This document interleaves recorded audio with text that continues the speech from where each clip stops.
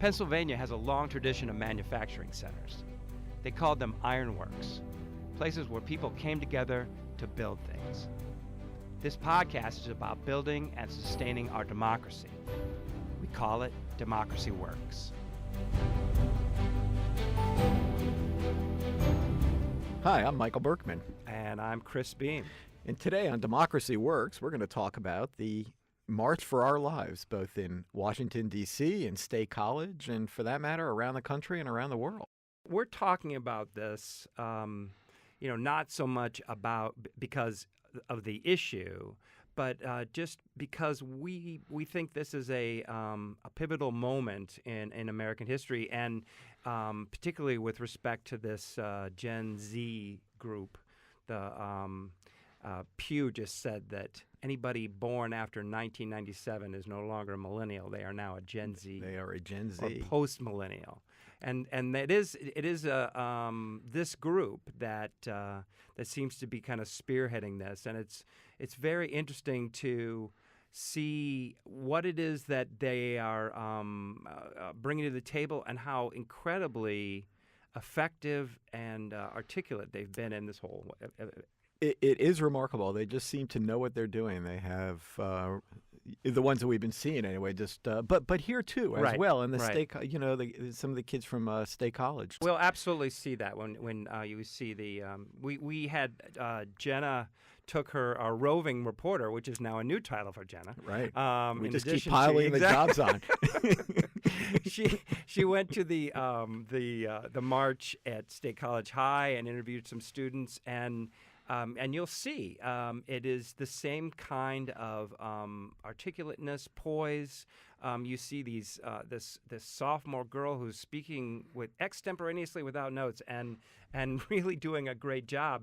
It is just so interesting what's happened with them, and there's been a lot of concern, I guess you could say, or from a perspective of democracy, small d anyway, of how engaged are these kids, and I guess the millennials before them, and in politics, and voting rates have been low. A recent study that came out that was really quite interesting about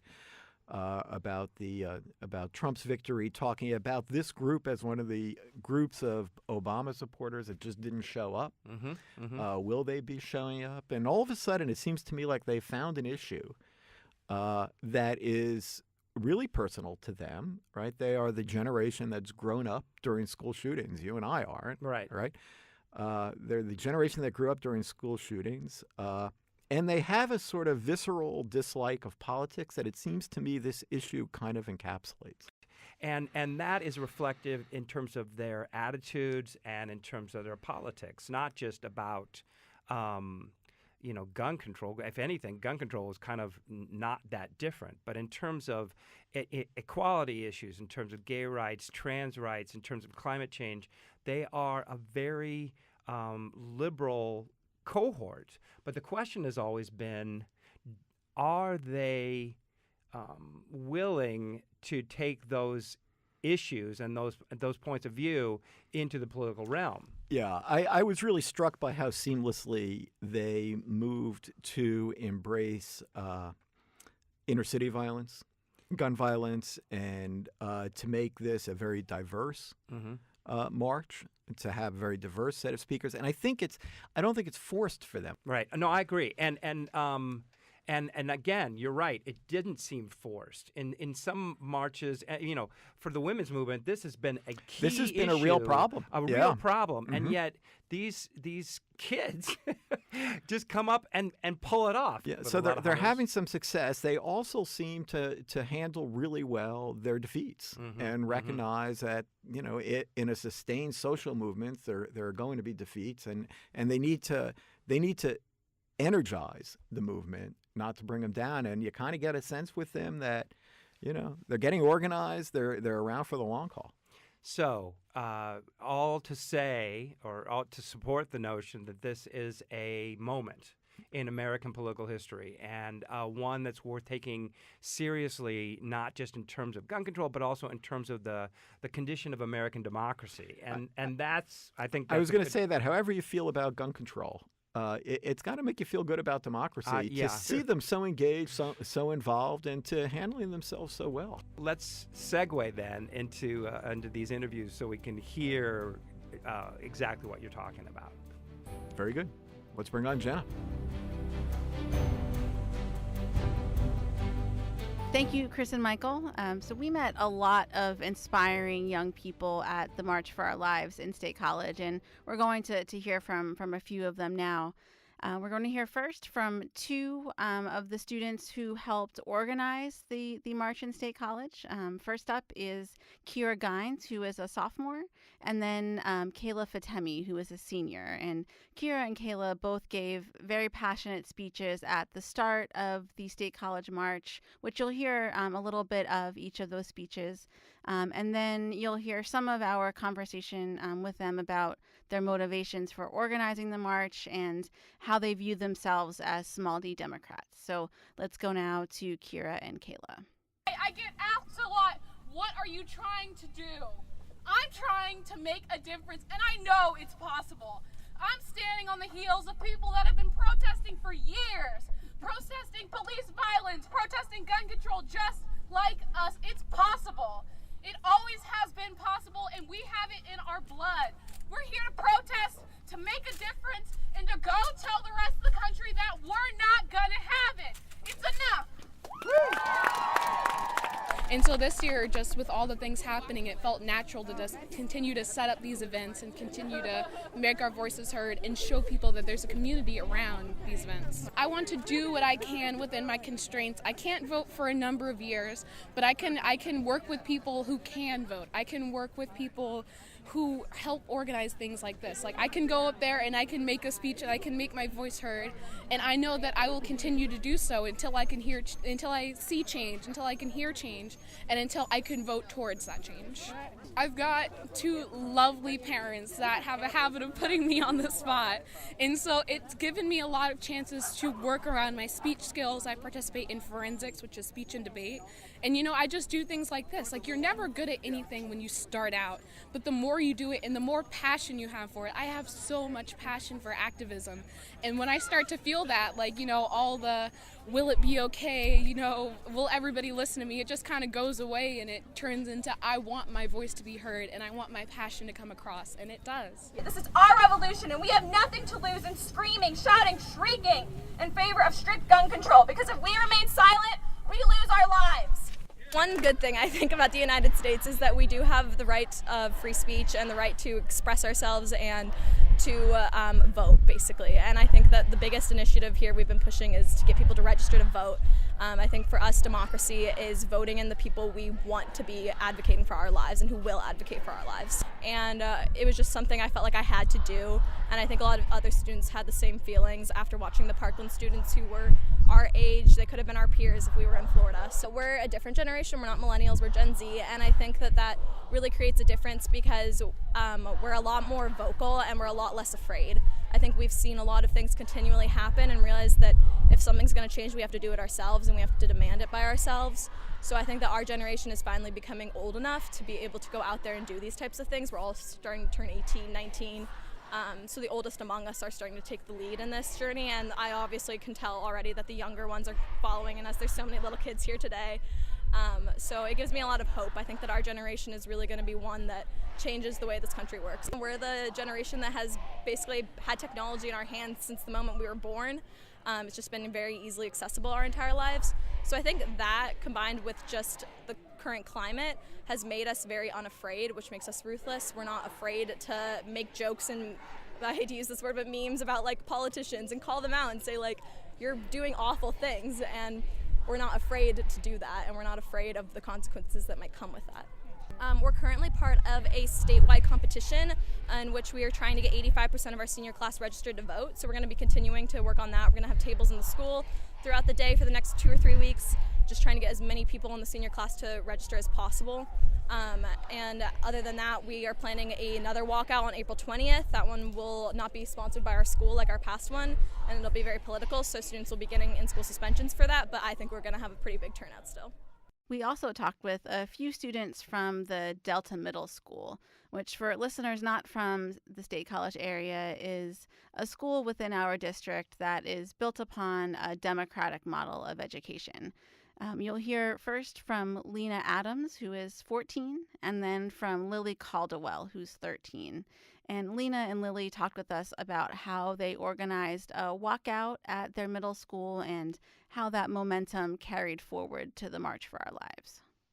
We were really deep into making sure that our school would be able to do the walkout and nobody would get suspended or anything. And we worked really hard at that, and it ended up that the majority of our school was able to walk out. I mean, we're a part of a small school. Delta's small, but the majority of that school walked out for gun legislation and to memorialize the victims. I thought that was really cool. Yeah, after I had heard about the Parkland shooting, I had also started to hear about the walkout, and I kind of decided I wanted to try and start something in our school, and after some other students had heard about it, they did too, so we had a small group that got together.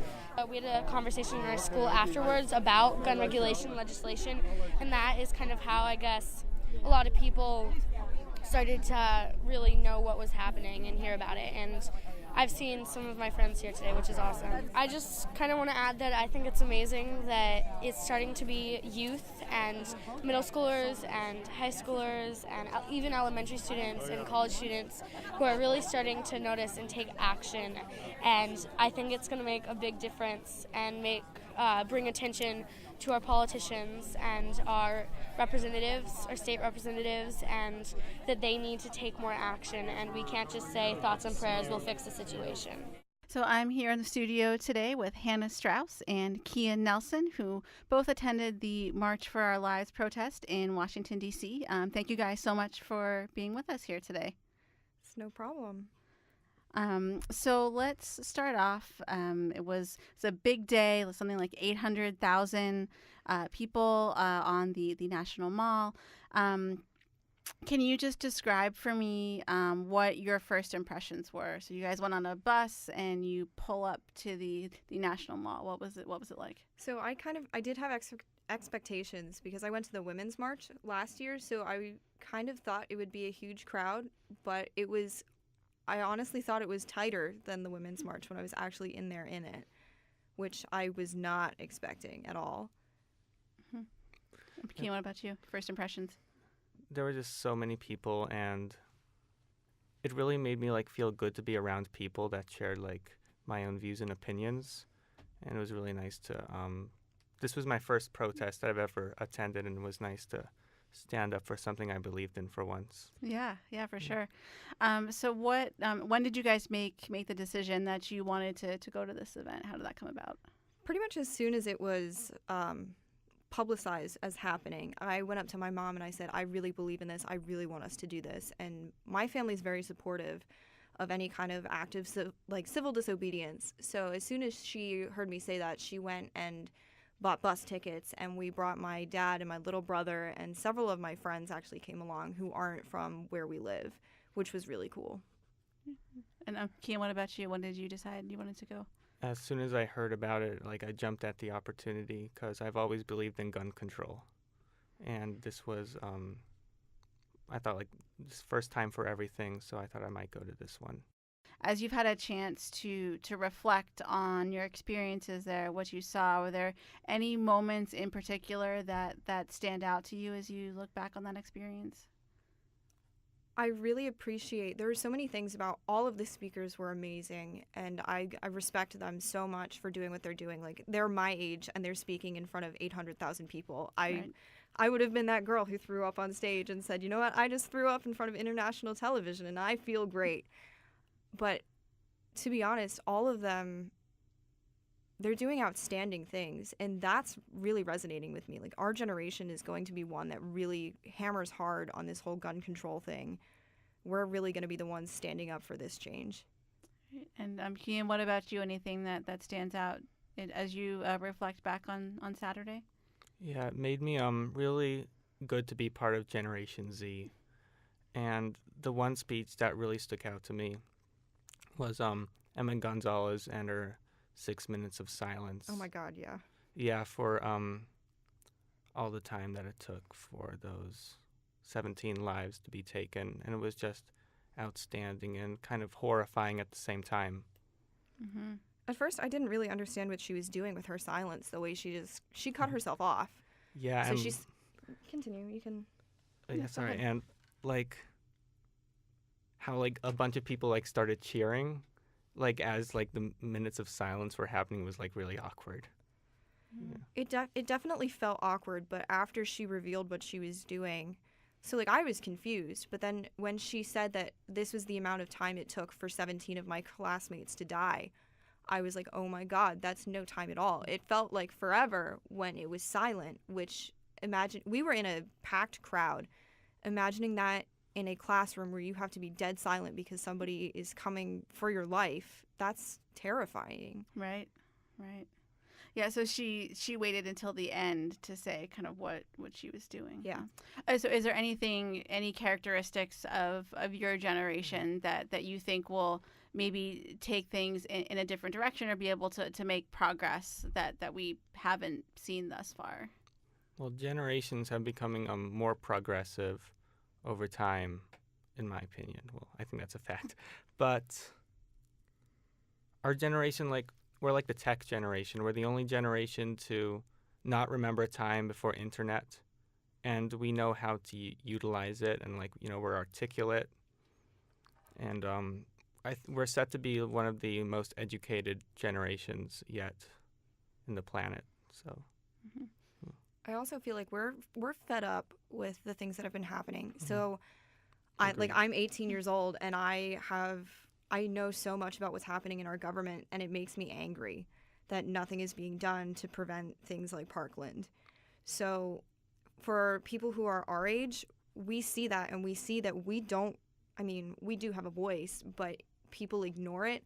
It just makes us angry. And with this digital age, we have the opportunity to put out our anger for more people to see it, which is really helping what's going on now. Mm-hmm.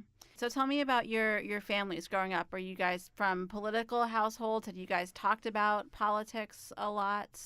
My family is very political. So my dad is actually on one of the, I think some sort of local government, and I started to get really into it like 2-3 years ago because of how much he was talking about it, and I would want to like know what he was talking about.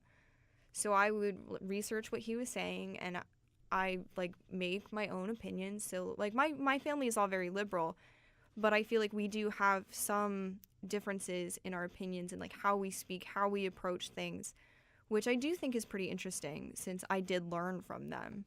Have you noticed in these past couple of weeks since the Parkland shooting any change or increase in activism among your friends or other people at school? I mean, there are definitely first-time protesters like Cian who did not go before, but I feel like it hasn't changed very much. Like, our generation is stigmatized for being, like, lazier and we don't engage, but I feel like we have that stereotype because we are afraid to engage because everybody tells us we can't. Yeah. You agree? Yeah. Go ahead, Cian. So this was your first protest, right? So you kind of, did you feel like you had to go, or were you feeling any of those pressures about the stereotype associated with your generation? No. It was all on me. Like, I felt invigorated and like angry and frustrated, and I was just like emotionally charged. And so how did that come out when you were in DC on Saturday? I was cheering, but like it wasn't that like external, it was more like internal, like that feeling in my chest, like my heart's beating fast, just like I'm thinking about like all of the congressmen that like haven't done anything, and it just makes me like really frustrated. Right. And so you as a sophomore, you still have a few more years until you're able to vote. How will you keep that feeling in your chest alive, the time between now and when you're able to vote? I'm just gonna keep reading about politics, and just keep reading. Okay. And then Hannah, you're 18, right? Yep. So you'll be voting for the first time. Yes, this I will year? be. The first thing I did on my 18th birthday, I'm sitting there on my bed, and my mom comes in the room, and she goes, "What are you doing?" And I said, "I'm registering to vote." It was legitimately the first thing I did when I woke up that day. One of the speakers at the march on Saturday said, "Welcome to the revolution." What do you guys make of that? Do you feel like you're part of a revolution happening right now? Yeah, I felt really good to like be a part of something, part of something in history. I feel like it is, to some degree, a revolution that we've had years where our government has become more and more money focused, and now you can tell that they're starting to fear this young generation, and they're trying to keep us quiet, and we are not going to be quiet. Like, our generation is not screwing around, and they can tell, and we want change to happen in numerous ways. I feel it's almost despicable that they're telling us to sit down when we realize that something needs to happen. There needs to be some kind of change, and we are standing up for our right to live. That we're students, and we realize that something is wrong, and they are trying to put us down. Mm-hmm. Do you sense any kind of division among your generation, everyone who's kind of active right now, about the best way to move forward, kind of the best way to see the change that you're all kind of hopeful to have happen? There definitely are divisions. So I know some people who are calling for a total gun ban. I know others who are calling for an assault rifle ban. I know some who are just calling for apprehensive background checks. It really varies, and I feel like any of those three options would do amazing things and would save so many lives. It's just, how far are you willing to push it? In my opinion, I think we should go, even though this is probably pretty unrealistic, but I think we should go as far as Australia and Japan, even though it'd probably be impossible in this country. You mean as far as Australia and Japan in terms of their gun policies? Yes, and how they awarded people who turned in their guns money. Also, the way they handle obtaining a gun is very interesting. So if you look at Japan, they have to go through a background check, they have to go through a physical health screening, a mental health screening, and then they do classes, you have to pass a test, and then they have police that make sure that your guns are stored correctly and you're doing appropriate things with your guns. Why don't we do that here? It saves so many lives in Japan and Australia. So did being at the march and hearing from the students who talked about the communities that are not represented, did hearing those types of things make you reconsider your own backgrounds, your own privilege? How did that all kind of play out in your mind? I know that I have a lot of privilege because I am a white American. I can go, I am a woman, so I can't, there are some things that I would not do. I would not be able to walk down a city street by myself at night. That is not something that I would do. I would not feel safe doing that. But I could do it during the daytime. I would not be shot for walking down the block.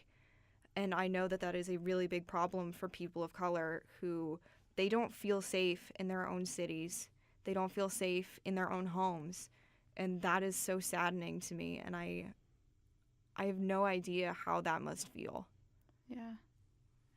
Yeah, I feel really bad, and I know that I'm a white straight male, and I know that I feel like I don't really have any right to complain about anything, and that I should just let minorities do the talking, and I kind of agree with that because they're the ones who have been experiencing all these tragedies and inequality, and yeah. Yeah, you can just kind of empathize, as much as you can, and Agreed. just kind of realize where you live and kind of what your upbringing has been. I do think it is amazing that the face of this movement is a bisexual Cuban female. That speaks volumes to how diverse the movement is going to be. Mm-hmm. The fact that we have somebody who is not male, not white, not straight as the leader is kind of amazing.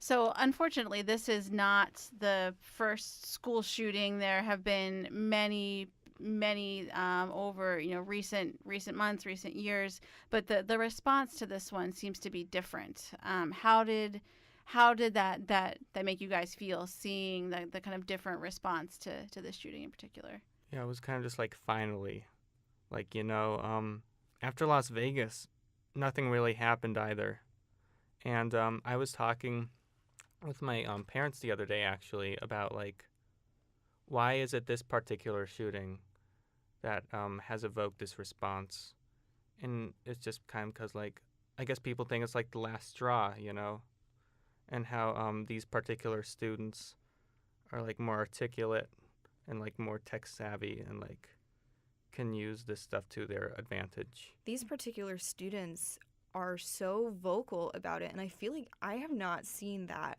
from other students. It's either like they haven't been that vocal or they've been silenced, and these ones are especially so and have been able to get their voices heard. Okay, so we're going to close here with something that we've been doing at the end of all of our podcast episodes. So the McCourtney Institute for Democracy, which is the institution that produces this podcast, we do something called the Mood of the Nation poll, which asks people how they feel about different issues going on in politics or kind of related to it. But it's an open-ended poll, so you don't have to pick which option you agree with or what have you. But there are 4 questions that we always ask at the end of every poll. They're really short, so we'll try to have this be like a lightning round or something maybe. So I'm going to ask you 4 questions, and I'm looking for your best tweet-worthy responses. Now, some of the other guests we've had on here might not have maybe had that kind of concept nailed down, but you guys should be on it. Yeah. So we'll see here. So what about American politics makes you angry? Everything. Let's be honest. Yeah, the Electoral College, Republicans in general. All right. And what makes you proud? I'm proud that we have this process and that we have the resources to let the people make change. Mm-hmm. Yeah, I'm proud that we at least have a democracy. Now we can vote and like there's no dictatorship. So right, yeah, got to count for something, right? Yeah. What makes you worry? I am worried that we are so active, but we aren't going to go out there and vote. What about you? Yeah, like I know that like I have a lot of friends that are politically apathetic, and it makes me like a bit disappointed. Like, why don't you care about these things? Mm-hmm. Yeah. And then finally, what gives you hope? The fact that our generation is stepping up gives me so much hope.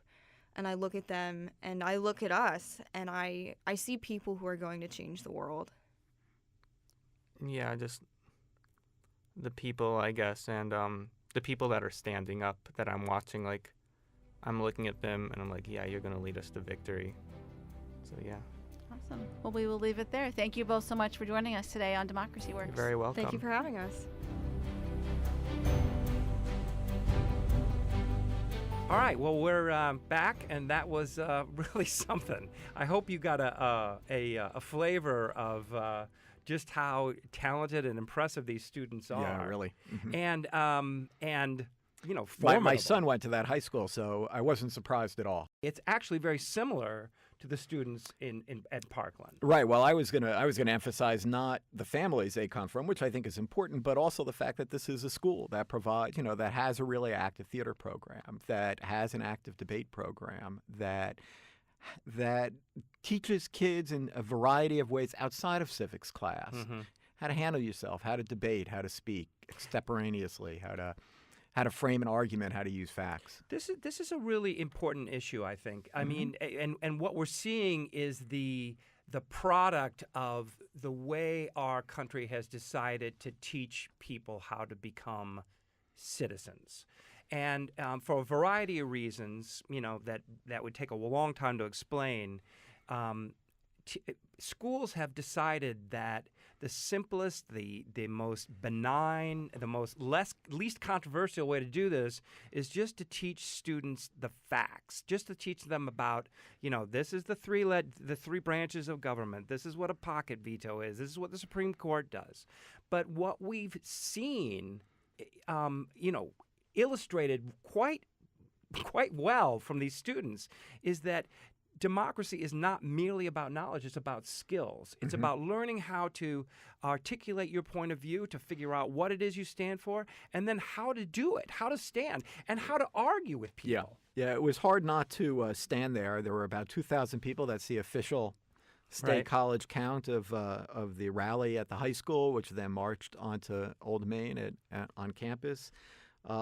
So they're speaking before a lot of people. Right. And it was hard not to just be impressed. Yeah. And so when you are making decisions about drama, about debate, about Model UN, things that don't necessarily connect obviously to the quality of our democracy, this event demonstrates that that's not a smart thing to do necessarily. No, and there's something else they pointed out too about creating good democratic citizens, and that's that many of them mentioned that they've been talking about politics around the dinner table for years. Right.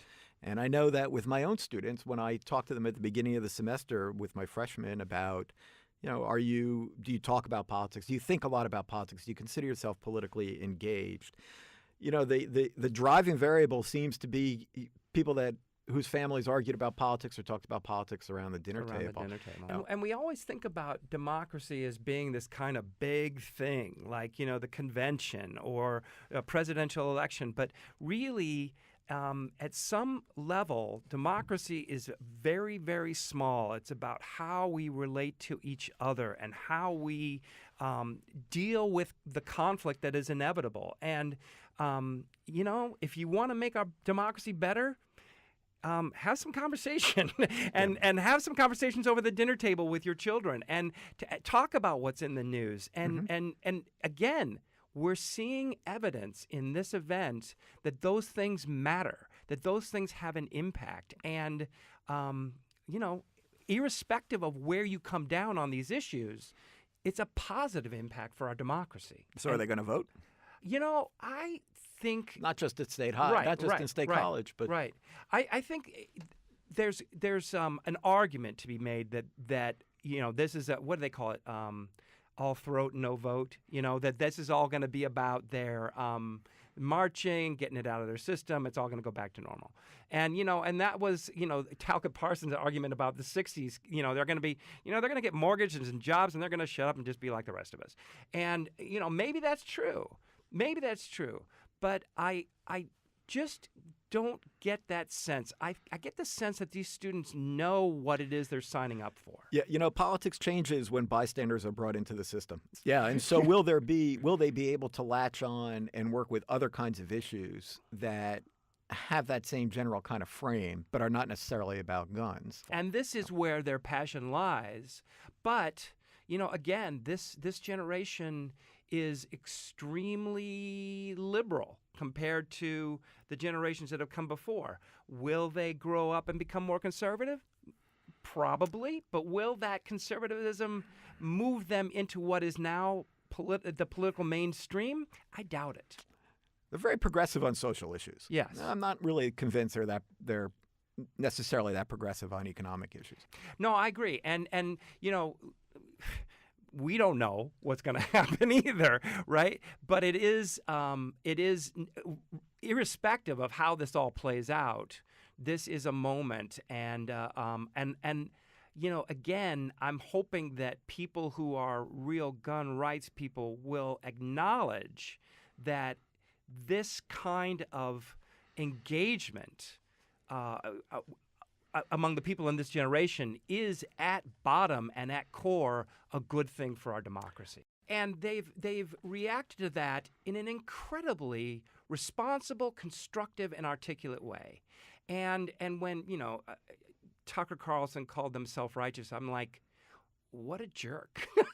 Because, irrespective of the fact that I don't think he's right, it just strikes me as part of making our democracy work is letting people have that moment. Yeah, I mean, and those sort of attacks are falling flat, and they're especially falling flat among corporate America, which has been withdrawing its support when this kind of thing happens. And so, Right, and so that is another thing. Yeah. That's a good segue. But that's for another. That's for another podcast. Another That's a good- podcast. yeah. But it is a big issue. Jenna, let's get on that and podcast. really important.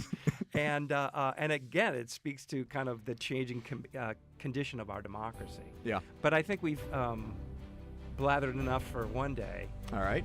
And Remember to like us on iTunes. and whatever it is you listen to, and we have a space on our website for people to tell us what it is that who they'd like us to talk to or talk about. And so I think we'll call it a day.